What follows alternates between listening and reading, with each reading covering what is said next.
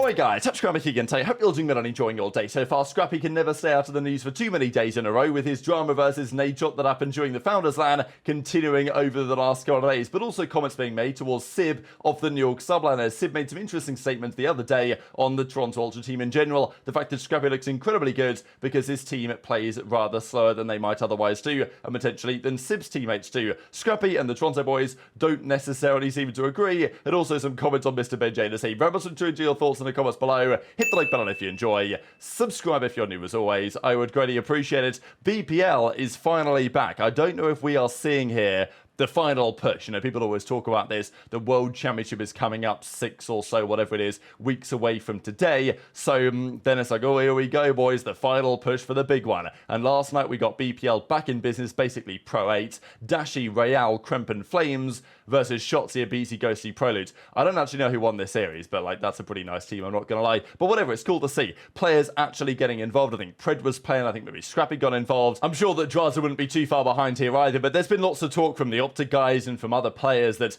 you know, why are these players that aren't very good not grinding to try and improve, not trying to play against the best? And Simp doesn't tend to play these, aBeZy will, but you know, ReeaL, Kremp Flames, these guys on teams that need to perform big time, they're getting involved again, and it is good to see, because certainly the top players, they want to be able to practice against some pros, they want to play Pro 8s, they want to play Hardpoint 8, Search and Destroy 8, whatever, put a bit of cash on the line, and it's good to see that I might finally be back in business. Speaking of aBeZy, of course, his duo Simp, I thought these were some interesting stats here from Brian. These are the players that have eliminated Simp and aBeZy from the most events in their career. Shotzzy tops the line. So on the Dallas Empire days, on the OpTic Texas days, 7 times Shotzzy has eliminated Simp and aBeZy from the tournament, and well, you'll see other familiar names. Skyz is up here as well, which is pretty interesting, of course. HyDra, Kiz, CleanX, Crimsix, etc. But you know, fair few at 4, with Crim at 3, Scumps at 4, obviously. But you know, interesting that Shotzy's topping the way.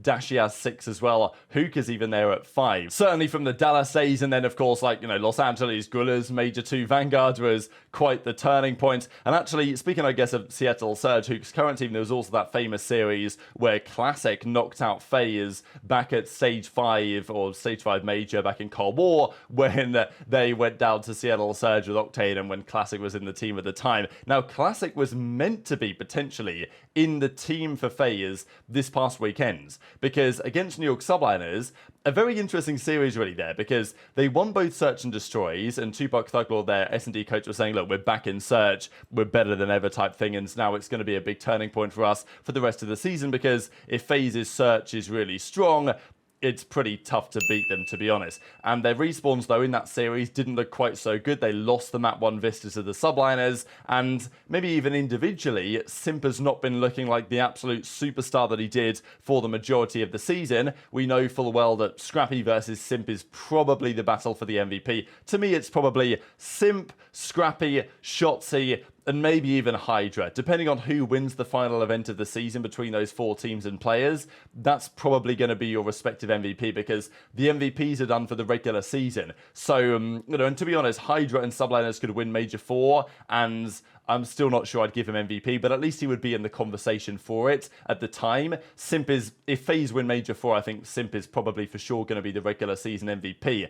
Maybe even you could give it to somebody else on FaZe. But Simp at the start of the season, the middle of the season, has been unbelievable in every single game mode. This stage so far, he's obviously been good, but it doesn't feel like he's been insane. But apparently that's because he was unwell, and the whole roster was not feeling well either. And Classic was nearly going to come in, but they decided, you know, we'll just power through it. And they played New York. Kismet drops a 1.25 and they still lose Subliners. So that's the tricky part for New York, is it's like Kismet just had his best series of the season. HyDra obviously still played very well as well. And, you know, FaZe were unwell and we still couldn't beat them, right? Which is, you know, obviously not an ideal situation. Just so I guess compare real quick, as Freezy puts out, Simp versus HyDra numbers this season. Overall KD, it's actually really back and forth. Of course, Simp has the event victory and the higher average placing. But I think it's actually impressive how similar similar lots of these numbers are in terms of like KD, in terms of Slayer rating and all this stuff. It's actually really back and forth, and all the numbers on both sides are like incredibly impressive. So, you know, I think if HyDra and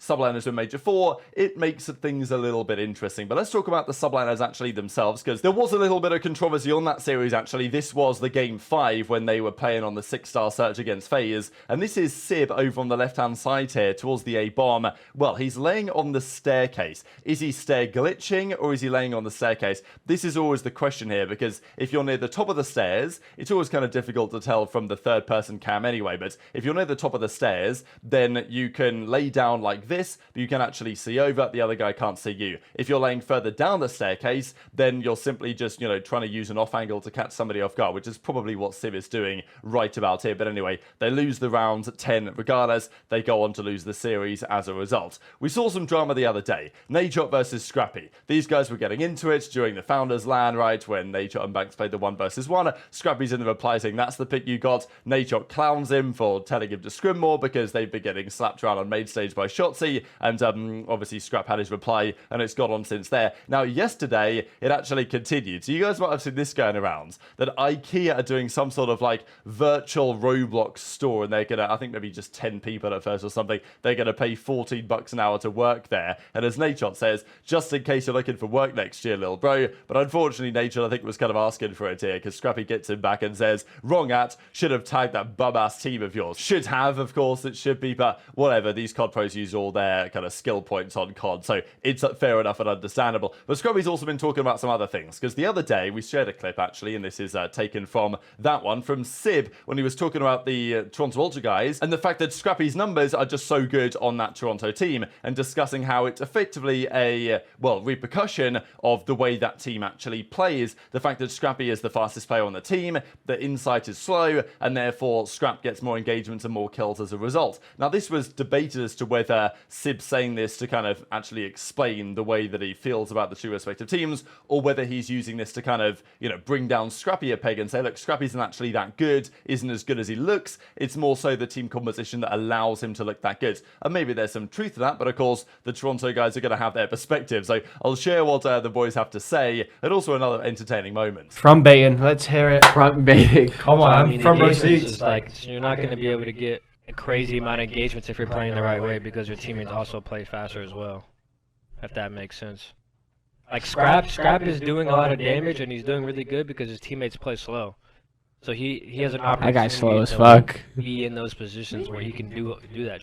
Like if he was on a team that played really fast, he wouldn't get a lot of engagements and he wouldn't get that much damage as he does right now. So it's really all about the dynamic that you put yourself in. Insight plays really slow, so Insight plays really slow. Insight plays really slow. Me and you used to play at box speed. I feel like you're pretty quick. Yeah. I feel like we're pretty Sometimes. I feel like Pretty fast. Sometimes I'm pretty quick, and I'm like, Definitely damn. slowed it down a little bit this year. I think it's because of the maps, though. Well, yeah. Compared to last For year, sure. Fortress Hardpoint. Well, fuck There's me. no chance people Yeah, think- Scrap, can you sit in the hill then, I'm please? exposed. He forgot to mention the damage spots, though. Yeah. That's huge. You know he has BenJ muted? I told you this. Yeah. Bro, he won't talk to Ben. Yo, what's your beef with Ben? I don't know. What is your Say beef it. with Ben? Just say the beef. What's the real? No, I know the beef. I know the answer. But go ahead, Scrap. Go ahead. Aaron, this is a safe space. Talk to me. He's just a crybaby. But It was a it's- crybaby. So you gotta realize, I mean, everyone's different, right, Aaron? Yeah. Bro, he's 35 years old, It's a bro. safe He's space. 35, No, I dog. get it, but you gotta put. He's a grown ass man. You gotta realize He's a grown man, not dog. everyone's brain is the same, right? So I mean, people interpret things different, and you really got to take it with a grain of salt and put yourself in his shoes, right? In his golf clubs. Yeah, Scrappy, you gotta put yourself in his shoes. Or his fucking stinky slippers. You know what I mean? Why? Because, Scrap, like, you're not... You have to think though, like Scrap. You're not thinking about it like you're too high, right? You got to think why might Ben be crybaby cheesing, and then you think, okay, maybe when he was a kid he cried and that helped him get his way. So maybe Yeah. it's a bad habit that he's formed at a young age that he can't shake. Scrap, I think he wants to be friends with you, Scrap. You guys could hang out and, like, do shit together. You know what I'm saying? Like, I honestly feel like you guys just don't have, like you gotta break the ice, I think, Scrap. I think you gotta break the ice. You know what I'm saying? I will say, Bro, why? He means well, I Scrap. will- He no, means I well. will Bro, always vouch for my Ben. life is fine right now. Like, what? No, but Scrap. Wow, I don't know, like... Listen, I've had my fair share of fights with Ben. I mean, I'm not sure if you were watching the He's an 2021 asshole. flanks when I was the guest of the year. Uh-huh. at the end of the day, if you had a flat tire 2 hours away, Ben would get in his car and come. He would get in his car and come pick you up, Scrappy. I would not get in the fucking car. You know what I mean? Scrappy, if you got shot and you called BenJ, he'll save your life. If a snake bit your dick, he would suck the venom out of your He'd cock. suck the fuck out of your dick, Scrap. You know that? Just to save you, Scrap. Scrappy, he'd suck that dick just to save your life. He's a good guy, Scrap. You know what I mean? He's a good guy.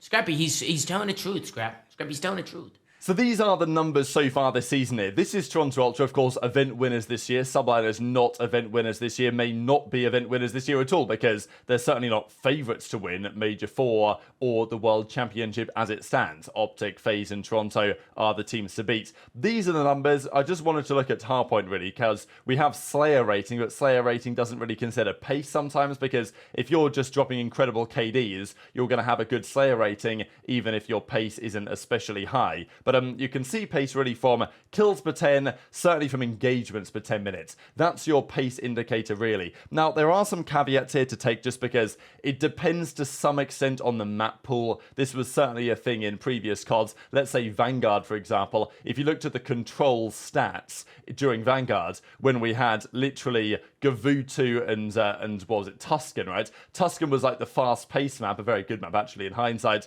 generally dominated by SMGs. Gavutu was the more slower-paced map dominated by ARs. So depending on which map the teams would favour in control, you would tend to find a serious difference in their numbers, right? And of course that season was so cheese at the start because the team that won the coin toss or whatever, they just got to choose what control map they played because they got to ban the other one. So the teams would usually have to play both, but some teams would end up playing more Tuscan, some teams would end up playing more Gavutu, and therefore you saw pretty different engagements for 10 minutes numbers like between the teams, even though it wasn't like this team was actually faster than that team, they were just playing different maps. So that's the point here, that the map pool that these teams have and how it overlaps does affect the engagements, right? And if they play smaller, faster paced maps, then their numbers as a team are going to be higher. So what you really want to look for, I suppose, is just the comparison between the respective players. How much faster is Scrappy than the rest of his team? And the answer isn't really that much. Sure, his numbers are the best, but his engagements per 10 are very similar to CleanX, which makes sense. CleanX is a very fast SMG, Scrappy is a very fast AR, and they're both getting into roughly 45 engagements per 10.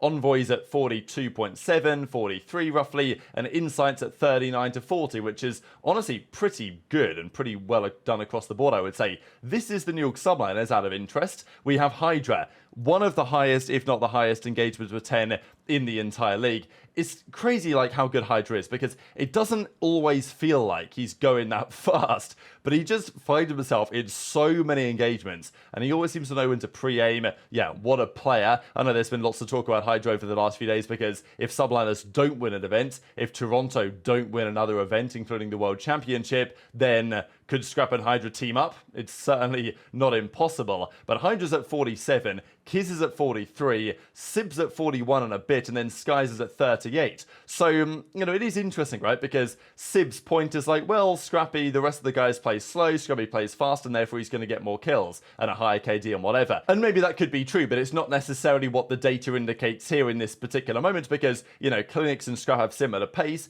It shouldn't be impossible, let's say, for Sib to be, you know, playing at a bit of a faster pace here because Kismet's engagements with 10 not that dissimilar to Envoy's, HyDra's engagements not that dissimilar to CleanX's, so, you know, it could be possible, and obviously Sky's very similar to Insight. So, you know, you've got to think that it could be possible if Sib wanted to, or like if that was the way that the team wanted to play, for him to play a bit faster and, you know, get more kills and damage and whatever, because, you know, he's averaging 21 kills per 10, Scrap's averaging 24.5 kills per 10. So maybe some valid discussion there, maybe some invalid discussion. Intrigued to your thoughts in the comments below. The reality, I guess, is that for the New York Subliners bringing in Sib, they, I don't know if they would have expected more precisely, but they might have thought that Sib would be a little bit stronger in terms of consistent slaying that he actually has been, because I think especially after what Pred's done with OpTic and, you know, what Pred and Sib were for that Seattle Surge team, there was a feeling that Sib could probably not be on quite the same level of Scrappy, but not too far off in that respective role. But that's not what the numbers